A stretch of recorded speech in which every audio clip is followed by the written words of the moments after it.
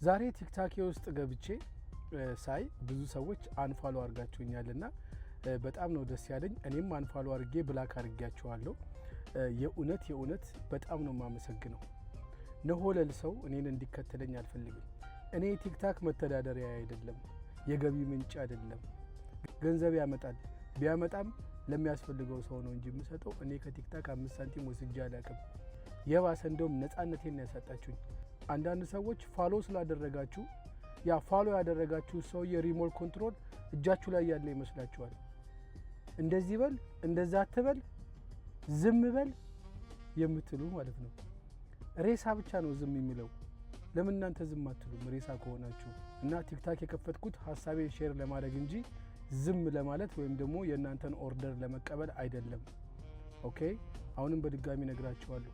ቁንጽል ሐሳብ ወስዶ የሌላን ሰው ወሬ ሰምቶ ወይም አዳምጦ ጥሬውን ሳይመረምር ሳያበስል አይምሮ ውስጥ ከቶ በዛ ሐሳብ ሰውን አታክ ለማድረግ የሚፈልግ ነሆለል ጭንቅላት ያለው ሰው እኔን ፋሎ እንዲያደርገኝ አልፈልግም።